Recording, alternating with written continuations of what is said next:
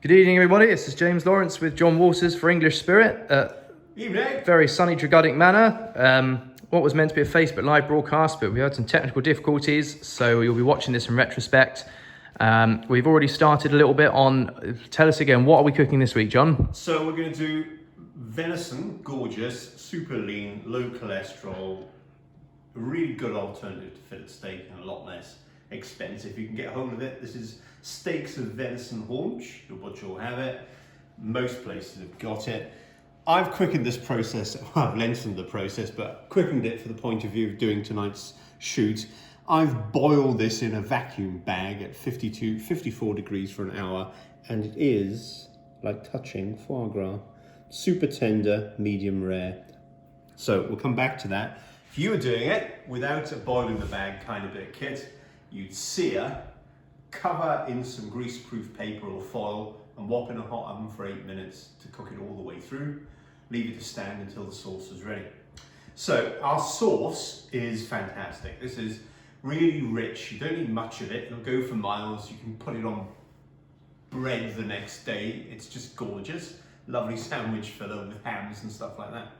We're going to make a red wine, Chocolate Orange Liqueur,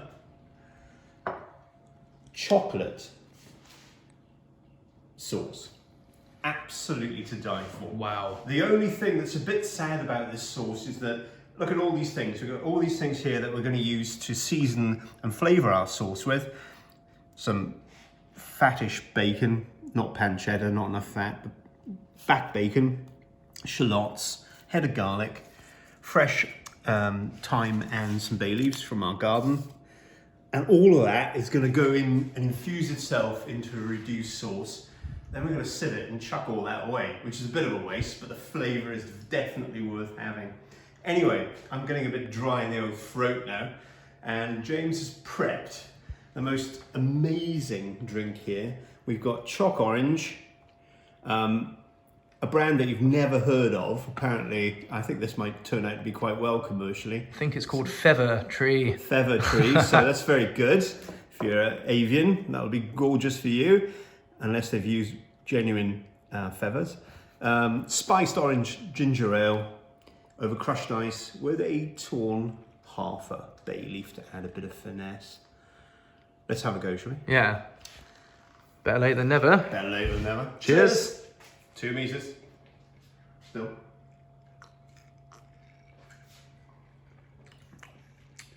Oh, wow. That is gorgeously complicated. It's got some gorgeous dark chocolate notes coming through from the Choc Orange. Yeah. Beautifully underpinned by the ginger. Yeah. It's a really That's lovely combo. That's an unlikely combo, Isn't it? but yeah. It's mouth-watering, and try that. That'll put a smile on your summer evening. So, Gosh, wow. I like that. Right, let's get on. So, all we're going to do, the usual stuff, is we're going to get a pan to a decent temperature, and we're going to use, you can use olive oil, it's a bit of a waste, but you want a decent temperature, so avoid olive oil actually. I'm just going to use rapeseed oil, good old-fashioned British rapeseed oil. Till that gets to a decent temperature, but I'll get my steaks in there, which we've seen before, set here. This is cool, by the way. And all I'm going to do is get this up to temperature, get a bit of caramelization on it, whip it off and leave it stand, and then we're going to start with everything else. Our sauce is going to be made by taking all of those ingredients, adding them to this, because we've got some lovely pieces of juice that have come out of the meat while we've been searing it. So that's why we're using the same pan. Then we're going to add our 125 mils of red wine.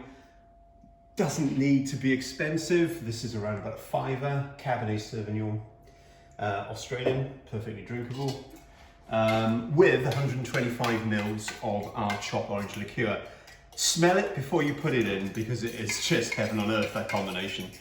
Some of you may well have, about 10 years ago, there was a bit of a craze with chocolate red wine. I don't know if you saw it knocking around fairs and shows and things.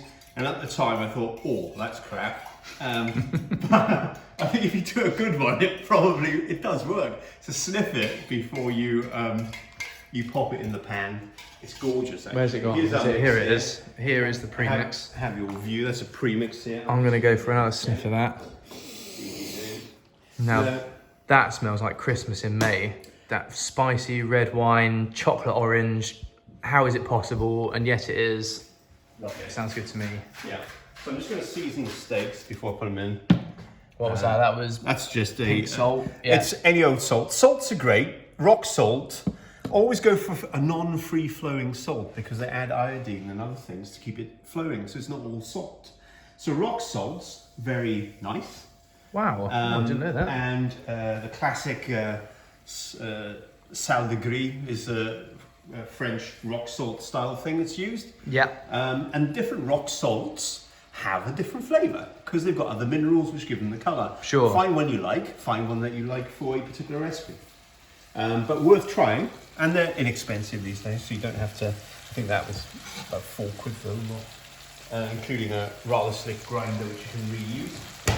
If you're searing these for around about 2 minutes. So just getting that going. A bit dark, that's my stock. So I'm going to use in a minute. It's just a simple chicken stock, nothing special for now. Just getting those to a bit of colour on them. Take a second or two. While that's going on, I was just about to drink our sauce, uncooked. So, tick, tick, tick. We're going to serve this with what's called a bomb-proof soufflé. Now, soufflés sound rather grand and posh and complicated, and do they work, do they not work? But all they are really is a bechamel sauce base, well, bechamel sauce actually, with a stack of eggs in there, and then you can either go savoury or you can go sweet. So we're going to go savoury. So we take about 200 grams of gouda, some fresh chives. We beat those all in with 7 eggs into your bechamel and put it into a nicely greased pan. Doesn't have to be a souffle pan. I'm using a frying pan. Simple, easy. In a hot oven, 190 degrees, 30-35 minutes. And that cheesiness is going to go really well with our sauce. Sure. No carbs, because it's summer, we don't need carbs. Turn these over, get a little bit of caramelization on there. And you can see, I'm not going to cook it for too long.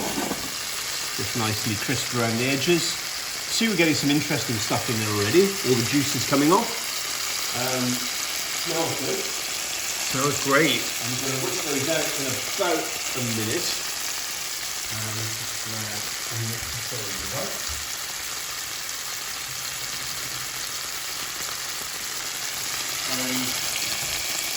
Then we're going to start the rest of the cooking. So a nice, easy, simple process. That's good for me.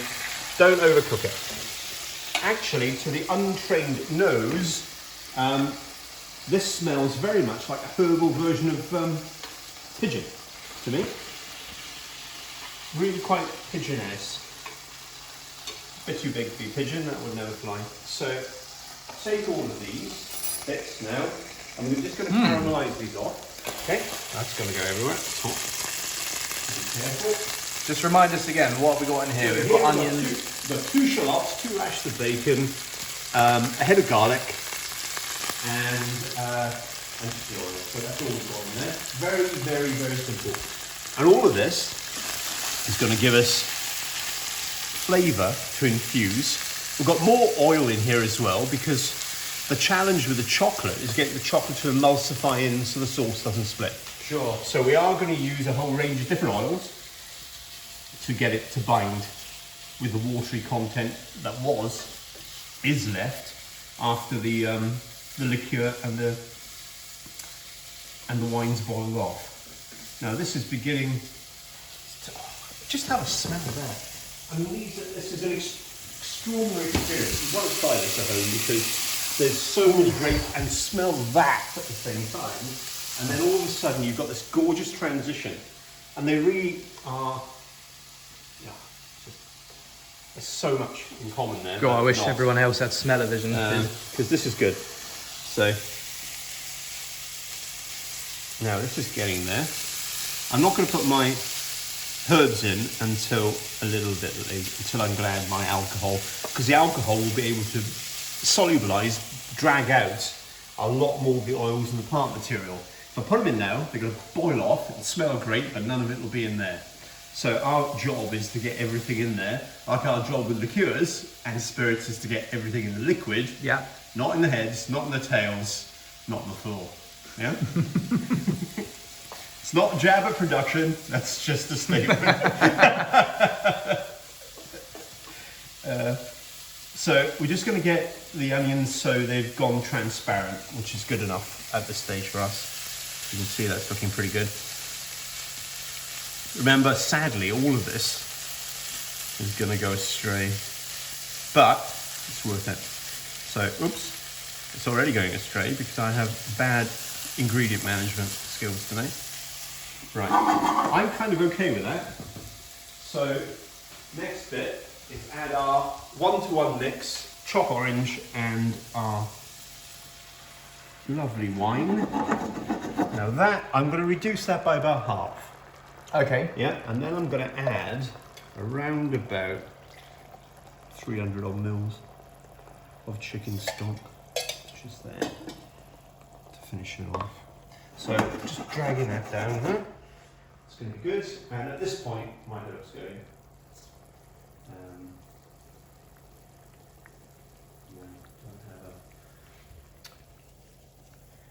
Okay. And again, one more time. So what have we got here? We've got bay. We've got just got bay and thyme. bay and fresh thyme. Gotcha. Bay and fresh thyme. You could try rosemary. It's really quite powerful. If you like rosemary, great.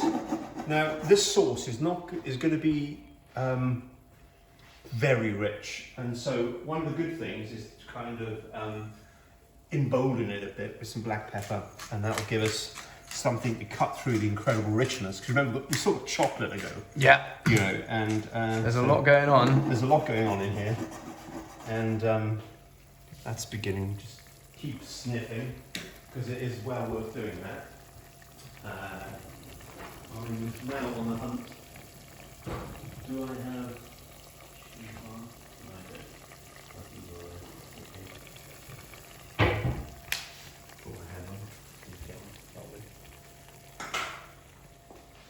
Good. So, I think week after week, you kind of, you know, this is a classic way of making any particular sauce with ingredients that you like. Start by caramelizing your meat, your chicken, your whatever. Yeah. In the same pan with an oil that isn't gonna fall apart at high temperature. So not olive oil. If we weren't using rapeseed, what else could we use that would do the job? Sunflower oil's great, groundnut oil's great, peanut oil by any other name, as long as you obviously don't have the allergy. Get it in there, season, sear, take it out, got the juices. See, we've already, as it stands, we're getting some more juices off. Yeah. No reason not to put those back in, right? That's my time of telling you my souffle needs a good look, so I'm just going to have a quick look at that. Make sure we're not too far off. And we are exactly right. Yeah? There you go. That's called a bulletproof souffle. Whoa. Have a look at that. Okay. Oh my goodness. And very, very hot, so be careful. But there you go. My oven's not at 190 because I did it in this and couldn't fit it in the oven that I got to 190. So we've had to do it in the Aga at the roasting temperature. So instead of 25 degrees, you can see it clearly worked. Instead of 35 minutes, that's just been 25 minutes. So it's worked wonderfully. It's risen gorgeously. That is light, fluffy, marvellous, really. Oh my goodness. You know, might collapse a bit, but it's a good point. I'll take a photograph now. Either way, it'll still be gorgeous. You know, these are great for puddings. So you could do this, and I'm going to do one with chocolate, the toffee vodka with this, and our own glazed caramel. You can take it down there, serve it. It's like eating a set custard, yeah, but a little bit of carb in there. and you can layer it, so you could possibly put a caramelization on the bottom. Oh, yeah. Then you God. souffle on top, sweet souffle on top. Yeah. Dress it in any way you like. Glaze it with syrup. Yeah. Maple syrup, maybe crisscross. It's crusty and gorgeous.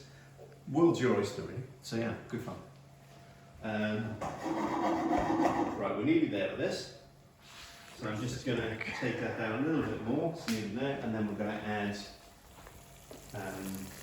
We'll keep that out of shot because I'm sure it's going to come out. But I still get all. So we're nearly there, and the flavours are really coming out now. That is gorgeously rich.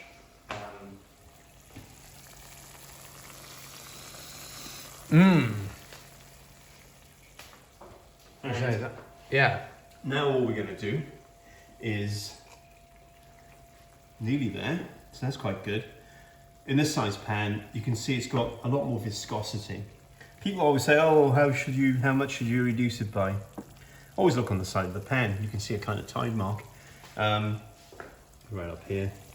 So we've reduced it. I prefer to reduce somewhere between a half down to half the original volume to a third, and then I'm going to add a reasonable amount of stock back to that. Stock just gives it body and makes it work quite nicely. Again, we're now going to reduce this down. We're about 5 minutes at this stage away from serving, so I'm going to reduce down again, sieve it all off, put it in a small pan, grate in my chocolate, beat it in, and at that stage, to help it emulsify, just a dash of vinegar. Okay? Yeah. Now, to keep this kind of taste element, if you can get it, raspberry vinegar, it's out there. It's a really good thing. If not, just white wine vinegar will do. If you want to just add similar flavours to it, then you probably get away with sherry vinegar or neutral, just vinegar. And that acidity will help the make sure the sauce doesn't split when you add the excess fat from the chocolate in with the chocolate. Yeah? Great. So just a teaspoon or something like that. Exactly what you do if you're making a mayonnaise, a hollandaise sauce, all those sorts of things. So we're just getting that going, which is nice. So you can see the complexity of it all now. It's really beginning to get rather rich and delicious.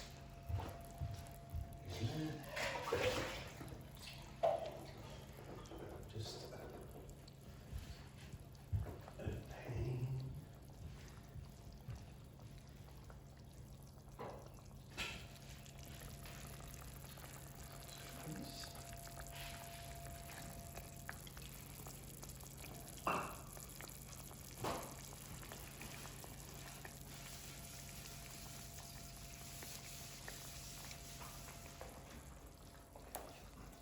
now you can see I'm cheating because remember I don't have raspberry vinegar, okay, and I kind of would like the raspberry-ness to it. Don't have it. These strawberries are quite nice, so I'm going to use a cap of white wine vinegar with some strawberries sat in the pan that I'm going to filter too. So I'm not giving up on the fact that there should be a fruit note, berry note in there, but that'll help me emulsify when I put the chocolate in. I'm going to sieve this into that shortly, grate my chocolate in and keep stirring, and then hopefully it'll all work. If it cocks up, it'll work because we'll re-edit it.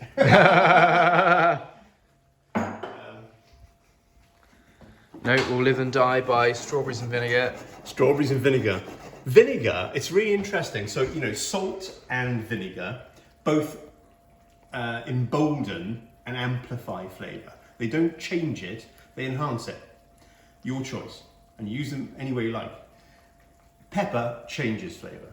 So always don't think of pepper as seasoning. Think of it as an additional flavour. Sure. Otherwise you'll be coals off, but use vinegar more. It's amazing what you can achieve with that, just a little bit of acidity. A little bit of zing. Yeah, it just transforms it. Especially here, you know, sweet and savoury, classic, isn't it, in pretty much every dish. Yeah. So you can see this is thickening up quite nicely. And that's beginning to smell really good. So.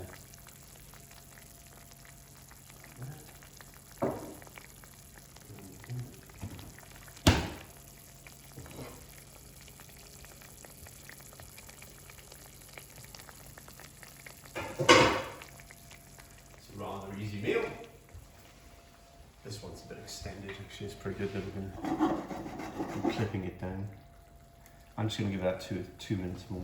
Sure. No, I'm just going to check back in with our bulletproof soufflé.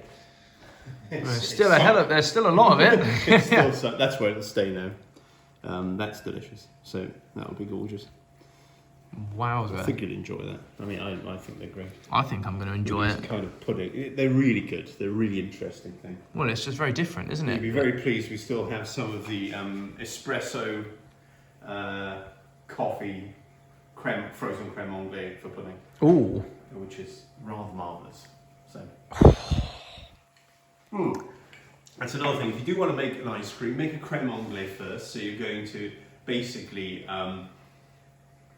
sugar, cream, egg yolks, 1-to-1 cream, 250 mils of cream, about 200 grams of sugar, eggs around about the same weight of egg yolks, and then what you're going to do is beat them in with a vanilla pod over a bain-marie, so boiling water beneath it. Get it to 85 degrees, no higher. At 85 degrees, it goes from being thin to perfectly thick custard. You've got to take it off, warp it somewhere cool initially, straight away. And then all I do is add our espresso liqueur, and an espresso together, beat it up, shove it in an ice cream machine, and that's lovely. Excellent. Very easy. So here we are. I think we're good with that. I'm going to take, I would have used a chinois, which is one of these pointed things, which means Chinese man's hat in French, because it looks like a Chinaman's hat. But I don't have this, so one of these tagliers will do. So I'm just draining that off. So in there is our sauce. We'll reduce this further. There we go. What's that? In there. So we've now got a rather nice sauce. Bring that back to the boil. Reduce it a little bit more. Some great flavours in there.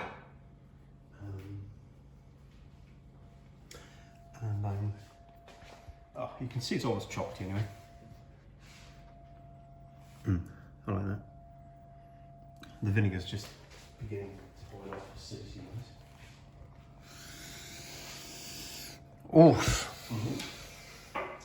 If you can take this a step further, and if you want a kind of silky sheen on it, right at the end, 2 or 3 nods of butter, and as you go in, it'll end up like almost like satin finish to it. So if you want that kind of refinement, that's quite nice. So just coming back up, I'm going to reduce that again because this is not a gravy, this is a jus. So it's going to be a trickle over the meat. Yeah. And you're literally only going to put we're making a lot here.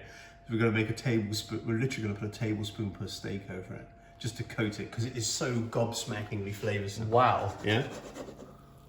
You can see that coming together. I'm just going to take that down a little bit more, and then start getting bits in. Yeah.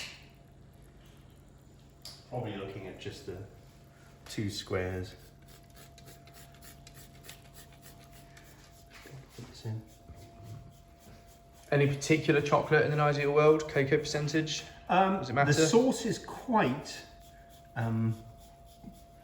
got a lot of not bitter but darker notes in it, so I tend to go for a lighter chocolate. Okay. And I'm going for something like my favourite for these sort of dishes is about 65%.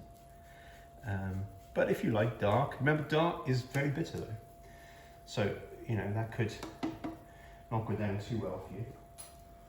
I'm just getting this in to the sauce and instantly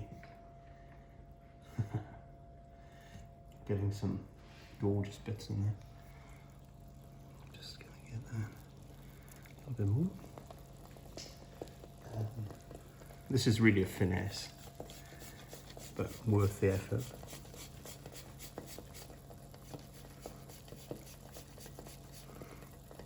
Be damn careful with one of these, because they are microplanes will take your fingertips off in millimeters. See how hot it is melting over my hands. So that's getting pretty much there for me. Again, just depends how much flavour you want in this. Just going to tap the rest of that in. And I'm going to stir that in. I think we're going to be good to go.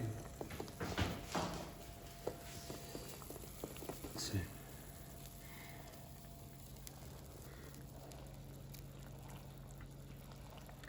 Looks like a pudding sauce, but it's not. So, just going to reduce that a little bit more. And we'll try that.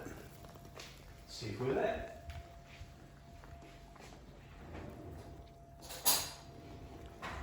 Flavor-wise, it's just a question of where it goes for you, really.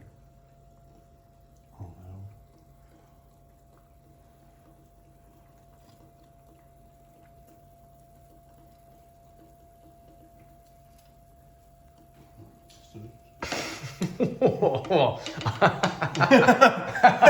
I'll take that as a good thing. It's just, we're reducing a little bit more. I'm going to add just a touch more chocolate, but try it as we approach where we're going, because I'll just leave that in your direction there. So I'll get my own spoon in a bit. Yeah. Try it. It's well worth. Good point, actually. I'll get your spoon. And Thank you. Try some. Get it in there while I just do a bit more chocolate on a plate.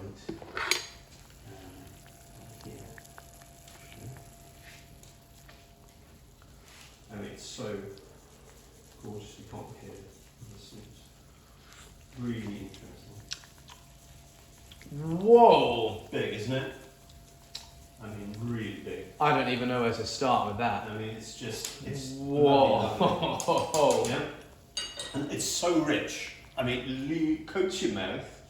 I'm just going to finish off with a little bit more chocolate. There's so many things in there that you wouldn't think work together at all. And it's the continuity. Yeah. You're going from some really low-level herbal lightness in there. Yeah. And then you start going through the richness of the chocolate. Yeah.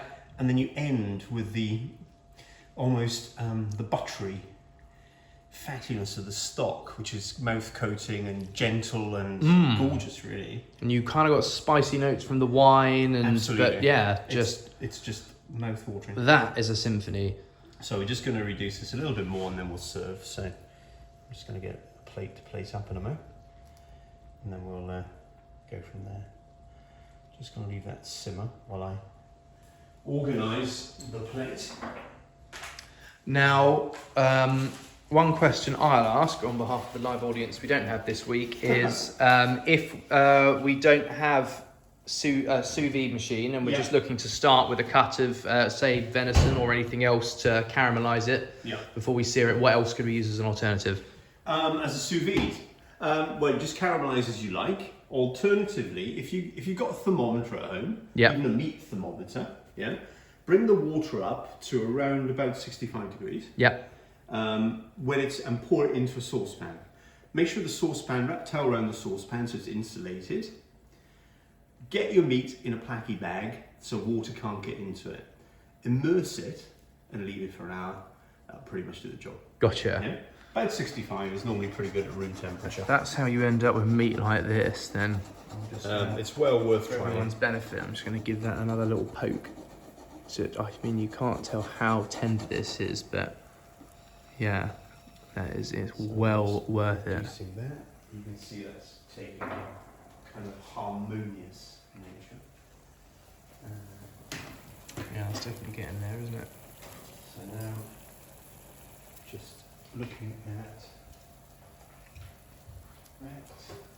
that. Now, I'll just raise a point that some of the liqueurs we featured in today's video, Chocolate Orange Liqueur, as you can see, is a limited edition. At the time of filming, we don't have any on our website, but if you're very interested in trying something that tastes like a Terry's Chocolate Orange, but better in a bottle, then you can give us a call, because we've got a few bottles left in stock. We've also mentioned our espresso coffee liqueur, which we'll be bringing out very soon. I'm sure by the time of most of you seen this video, it will be out and you'll have tried it and you'll understand how gorgeous it is. But yes, that would go very nicely in something like a creme anglaise.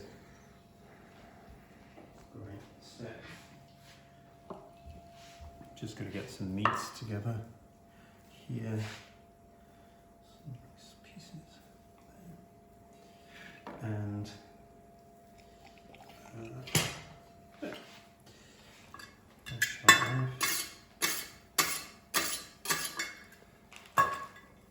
Just slice of meat.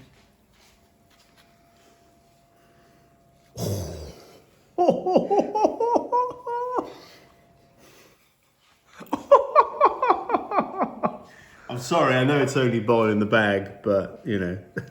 Oh, well, if that's only work, boil in the bag, then I need to start boiling in the bag more. So this is just that there. And we're now just going to get Oh my goodness. a bit of our jus over the top of this. And let's see, just a little bit of stuff over the top here is going to be rather good. So that's lovely. Absolutely lovely. Yeah. Perfect.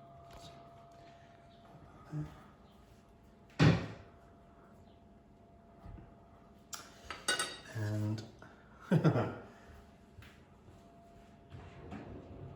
you may need to cut out my messing up this next bit. We'll see. So, just going to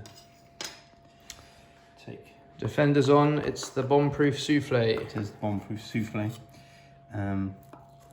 which should be quite nice. Just gonna see if I can lift that up. I've got faith. And let's see. Yep. Now, that is venison and a Gouda soufflé. Absolutely gorgeous. Wow. Yeah. Wow, wow, wow. How about that for a Sunday evening? That is just fun. You can serve that to anyone, and there's so many great flavours in there, and such a great texture of meat. British. You can put your Lancashire cheese in there, your Caerphilly, your Stilton. I put some Stilton on the top. Yeah. Whatever takes your fancy on that one, and dial it any direction, and that's great. And what were the most expensive components of this whole meal? These are all super everyday available things, apart from the venison, which you may have. You'll have it in your village or your town. You'll be able to track it down. If you did that with just a beef or a pork tenderloin, Yeah. it worked well. And all we've got is we've got cheap wine, we've got our chopped orange, we've got some chicken stock, we've got some shallots, some fresh herbs from the garden, eggs, milk, cheese. Come on, flour, butter. That is what the fun of cooking is. It's also exactly what the fun of distilling is. Taking natural things and doing something that takes them out of context and makes you focus on how delicious they really are. You see, the actual diamond in everything is in the mundane. You just have to dig around for it and you'll find it.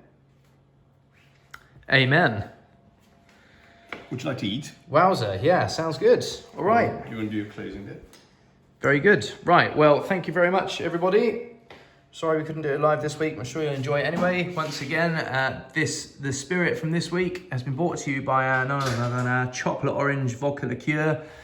Well, as you can see, not only does this look well worth the effort and very delicious, I'll have to confirm later because I'm about to dig in. So thanks very much and see you next week.